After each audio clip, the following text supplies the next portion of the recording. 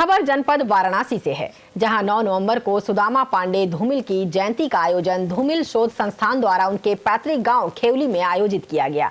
कार्यक्रम में बतौर विशिष्ट अतिथि के रूप में राज्य मंत्री स्वतंत्र प्रभार दयाशंकर मिश्र दयालु सम्मिलित हुए। अतिथि गणों द्वारा दीप प्रज्वलित के साथ कवि धूमिल के चित्र पर माल्यार्पण कर कार्यक्रम की शुरुआत की गई। कार्यक्रम में आए हुए अतिथियों ने कवि धूमिल की जीवनी पर प्रकाश डालते हुए उनकी रचनाओं को लोगों के समक्ष रखा। आपको बता दें कि सुदामा पांडे धूमिल हिंदी की समकालीन कवियों के दौर के मील के पत्थर सरीखे कवियों में एक हैं। उनकी कविताओं में आजादी के सपनों के मोहभंग की पीड़ा और आक्रोश की सबसे सशक्त अभिव्यक्ति मिलती है। अवस्था जिसने जनता को छला है, उसका आईना दिखाना मानो धूमिल की कविताओं का परम लक्ष्य है। कार्यक्रम में मुख्य रूप से प्रोफेसर सुरेंद्र प्रताप सिंह, गोरखनाथ पांडे, प्रभाकर सिंह सहित कवि और आम लोग उपस्थित रहे।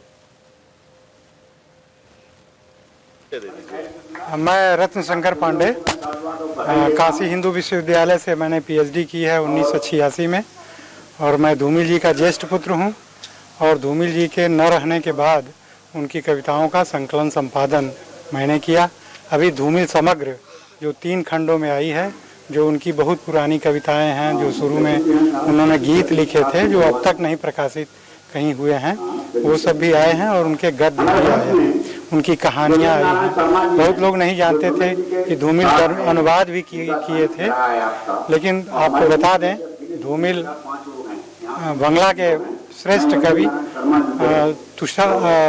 सुकांत भट्टाचार्य की कविताओं का अनुवाद पारपत्र नाम संग्रह से किया है। आज यहाँ पे किस आनंद शंकर पांडे, सुदामा पांडे धूमिल का मैं छोटा सुपुत्र हूँ। और हम लोग ग्राम खेवली में जो है जयंती कार्यक्रम हर प्रत्येक वर्ष मनाते हैं। इस साल 2022 में भी उनकी जन्मदिन मना रहे हैं। इस अवसर पर तमाम साहित्यकार लोग जुड़े हुए हैं।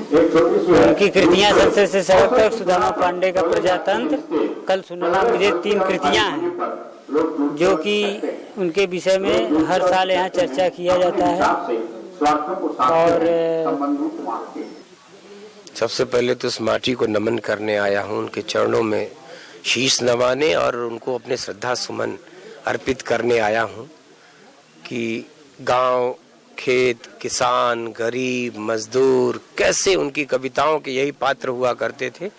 और उनको उनके जीवन का जो सच है उसका वर्णन उन्होंने अपनी कविताएं भी इतनी बागी हो सकती हैं, कविताएं भी इतनी धारदार हो सकती हैं, जो धूमिल जी को पढ़ेगा नहीं वो नहीं जान पाएगा।